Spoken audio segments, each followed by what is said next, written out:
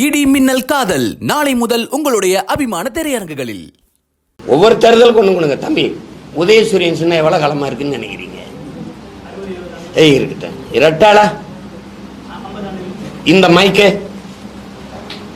இப்பதான் இப்ப ஜனநாயகம் இதை நீ சொன்னீங்கன்னா நான் நம்பவா? எனக்கு இடுப்பு கீழே விளங்காது தம்பி. நான் மாற்றுத்திறனாளி, ஊனமுற்றவன். உனக்கு உடல் தகுதி இருக்கு. ரெண்டு பேரும் ஒரே மாதிரி ஓடி வெற்றி கோட்டை தொடரணும்னா எப்படி வாய்ப்பு? இந்த எளிய பிள்ளைகள் நாங்கள் எப்படி போய் வெல்றது? இது ஜனநாயகம் நீ சொன்னீங்க நான் நம்ப சொல்றியா? எனக்கு புதுச்சின்ன மாதிரி திமுக புதுச்சின்னம் கொடு, அதிமுக கொடு, பிஜேபி கொடு. நாட்டின் தேசிய மலரை நீ சின்னமா வச்சுக்கிட்டா நீ படிச்சியா இல்லையா? நாட்டின் தேசிய மலர் என்னன்னு படிச்சீங்களா இல்லையா தம்பி? என்னன்னு படிச்சீங்க? தாமரை. தேசிய விலங்கு எனக்கு கொடுன்னா நீ என்ன சொல்ற? எப்படி தேசிய மலரை சின்னமா வச்சுக்கிடுவ, தேசிய விலங்கை கொடுத்தா நான் நேரடியா கனெக்ட் ஆயிடுவேன். தானவன் பிரச்சனை. விட்டுருவேன்னு நினைக்கிறியா? இந்த தேர்தல் முடிஞ்சோன்னு போவேன் வழக்குக்கு. ஒன்னு எனக்கு தேசிய விலங்க கொடு, இல்லைன்னா அவருக்கு தேசிய மலரை எடு. இல்ல அவருக்கு அதெல்லாம் வாய்ப்பு இல்லைங்க. அது தேசிய மலர் அவருக்கு சின்னமா இருக்கணும். அப்ப காலிஃபிளவர், கத்திரிக்காய் பூ ஏதோ ஒன்று சொல்லிட்டு போ. தேசிய மலரை தாங்கன்னு தேசிய பறவையை கேட்டேன். அதில் நான் நேரடியாக முருகனோட கனெக்ட் ஆயிடுவேன். தம்பி நீ 100 ஆட்டம் காட்டுற, நான் 100 ஆட்டம் காட்டுவேன். இப்போ சின்ன பையலா இருக்கு, நாங்களாம் சின்ன பிள்ளைகளா இருக்குனால வண்டி ஓட்டுறீங்க. நான் கேட்கறது நியாயம்னு பட்டா எனக்கு ஆதரிங்க, என்னை ஆதரிங்க. நீங்க எல்லாரும் படிச்சு குழந்தையிலிருந்து ஆழ்மனதில் பதிய வச்ச தேசிய மலரை ஒரு கட்சிக்கு சின்னமா கொடுத்தது தவறா சரியா?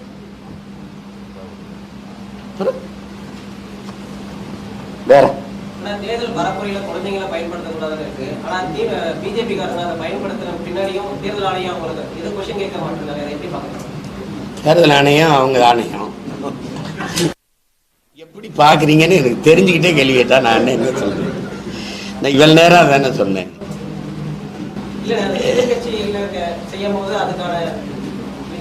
கேட்க மாட்டாங்க. நீங்க எதிர்கட்சின்னு ஒண்ணு எங்க இருக்கு? நான் அண்ணன் கேட்கறதுக்கு பதில் சொல்லுங்க. தமிழ்நாட்டில் ஒரே கட்ட தேர்தலா இல்லையா? ஒரே கட்ட தேர்தல்.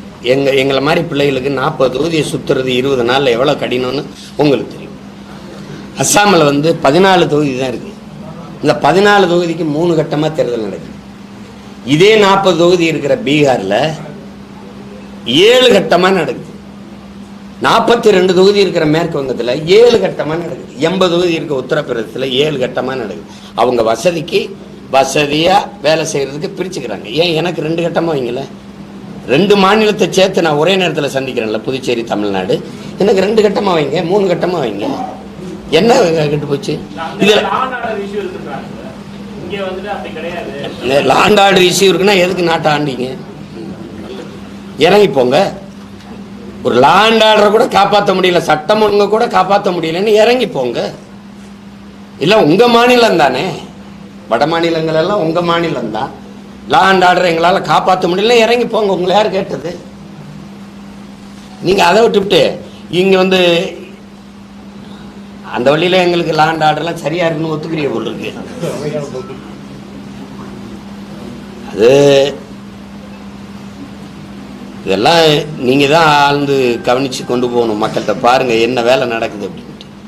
20 நாள்ல தேர்தல் நடக்கும். ஓட்டை எண்றதுக்கு 44 நாள் ஆகும். 20 நாள்ல நடந்துரும். ஆனா வாக்கை எண்றதுக்கு 44 நாள் எடுத்துக்கிறீங்க. இதெல்லாம் கொடுமை.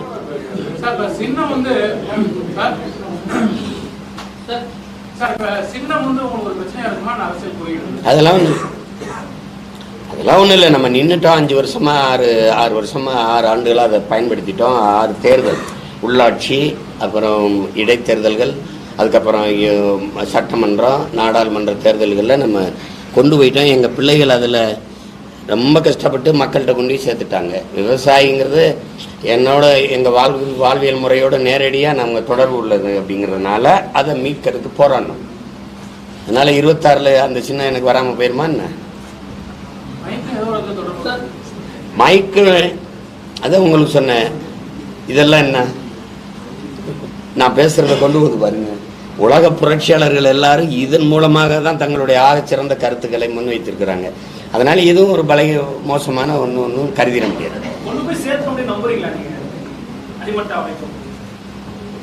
என் பிள்ளைகளை நான் நம்புறேன்.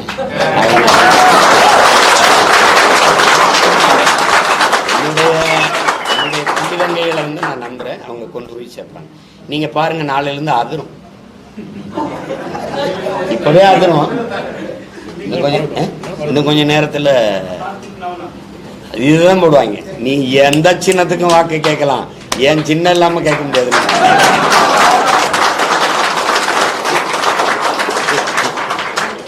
இல்லைன்னா கீழே தான் போடணும்.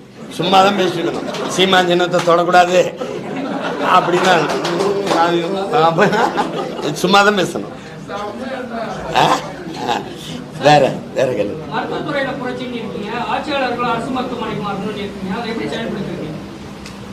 என்கிட்ட ஒரு ஆட்சியை கொடுத்து பாருங்களேன், ஒரு 5 வருஷம்.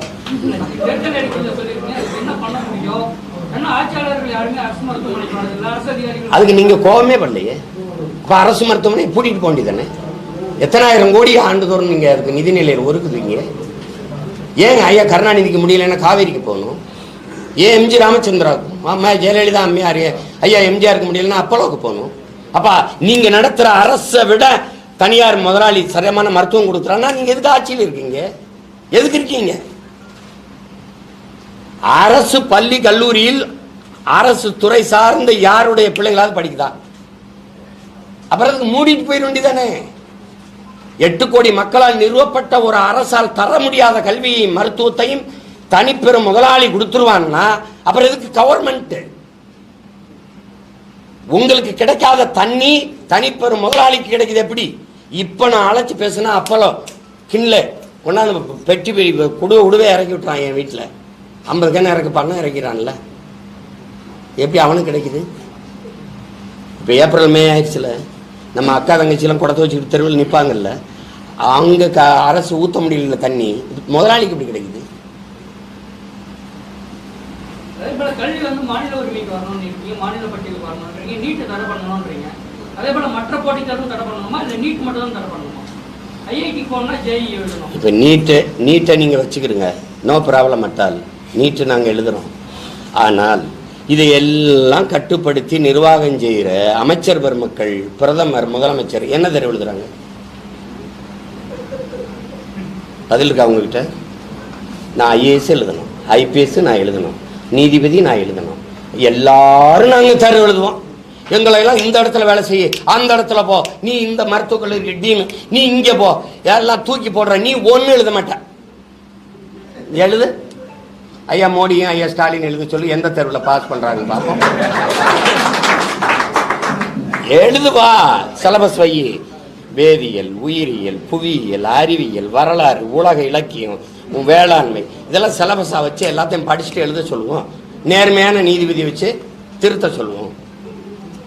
அதுல யார் நல்ல அதிக மதிப்பெண் வாங்குறாரோ அவர் பிரதமர், யார் அதிக மதிப்பெண் வாங்குறாரோ அவர் முதல்வர், தோற்று போனவர் வேறு சட்டமன்ற உறுப்பினர், ஒரு பாராளுமன்ற உறுப்பினர். அப்படி வச்சுக்கிறோமா? எப்படி இருக்கு? இப்ப ஐயா மோடிக்கு உடம்பு முடியல, நீட்ல பாஸ் பண்ணி வந்தவனுக்கிட்ட நான் வைத்தியம் பார்ப்பேன்னு சொல்லுவாரா, இல்லை ஏற்கனவே படிச்சு மருத்துவரான மருத்துவர்கிட்ட வைத்தியம் பார்ப்பாரா? என்ன ஒண்ணு பேச கேள்வி கேட்டீங்கல்ல, நீங்க பதில் சொல்லணும்ல. எனக்கு நீங்க கேள்வி கேட்கிற மாதிரி நானும் கேள்வி கேட்கிறேன்ல, அப்ப நீங்க எனக்கு சொல்லணும் யார்கிட்ட வைத்தியம் பார்ப்பாரு. உலகத்திலே தரமான அறிவார்ந்த மருத்துவர்கள் என் இனம் சார்ந்த மக்கள், என் நாட்டு மக்கள். நான் எத்தனை பேரை சொல்லுவேன்? ஜவஹர் பழனியப்பனை தாண்டி மருத்துவர் உண்டா? எங்க ஐயா எத்தனை பேர் நான் சொல்லணும்? சொல்லுங்க நீங்க. அமெரிக்கால ரஷ்யால எல்லாம் எங்க ஆளுங்க எவ்வளவு பேருன்னு தெரியுமா உங்களுக்கு? தமிழ் இந்தியாலேயே ஆக சிறந்த இந்த லேப்ராஸ்கோப் அறுவை சிகிச்சை நிபுணர் எங்க ஐயா பழனிவேல் தான். நீங்க தெரியும் நினைக்கிறேன். ஜெம் மருத்துவமனையில் அவர் ஒரு வேளாண்குடி மகன். பல காலத்தை சும்மா சுத்திவிட்டா அதுக்கப்புறம் படிச்சு என்ன படிக்கிறதுன்னு தெரியல. அப்ப லேப்ராஸ்கோப்புங்கிற முறையே இல்லை. அதை தேர்வு செஞ்சு படிச்சு இதெல்லாம் சும்மா போய் ஏதாவது பேசிட்டு கூடாது. இதுக்கு வந்து நான் உங்ககிட்ட திரும்ப திரும்ப சொல்கிறேன். இப்போ நீட் எழுதி நீங்கள் வந்துட்டீங்க. நீட் எழுதி வந்துட்டீங்க. உங்களுக்கு பாடம் நடத்த போகிற பேராசிரியர் யார்? என்ன ஐயா சாமி, ஒரே மண் ஒரே ஆச்சு, யார் உட்கார்ந்தா இருந்தாலும் ஒரே மாதிரி தான் கல்லூரி ராஜா.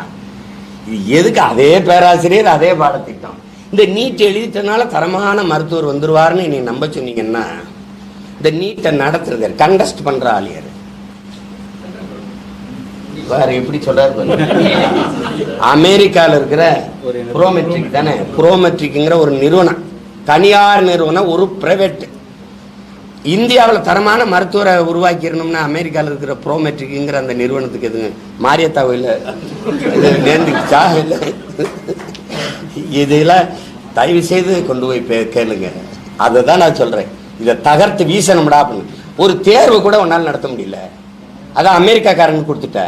அப்புறம் என்ன தேர்தல் எப்படி நியாயமா நடத்துவ? நீ எப்படி நடத்துவ?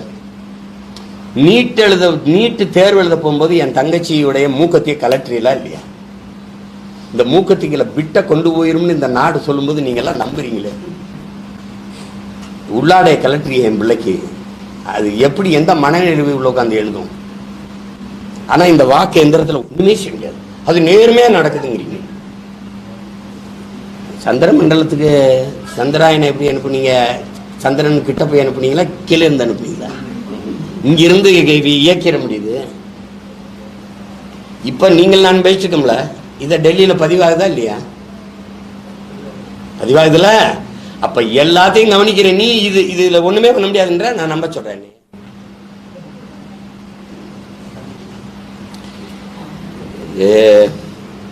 ஒன்னும் செய்ய முடியாது.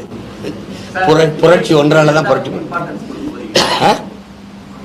யார் கேட்கிறா? ஐயா என்ன சொல்றாங்க?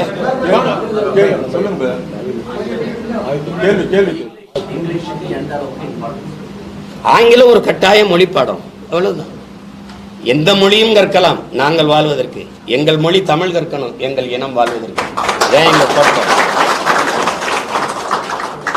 என் தம்பி விருதுநகர் வேட்பாளர் கௌசிக் பாண்டியன் வந்து அதை படிக்க திணறிட்டாங்க. அவனை தமிழ் படிக்க தெரியாதவனா வளர்த்த நீ தாண்டா தூக்கல தொங்கணும், நீ தாண்டா கேவலை பண்ணணும். என் பிள்ளைக்கு தமிழ் தெரியலைங்கிறது எனக்கு அவமானம் இல்லை. வீழ்வது நாமாக இருந்தாலும் வாழ்வது தமிழாக இருக்கணும் வெற்று முழக்கத்தை வச்சு எங்களை வீழ வச்ச நீங்க தான் அவமானம் பண்ணும், வெக்க பண்ணும்.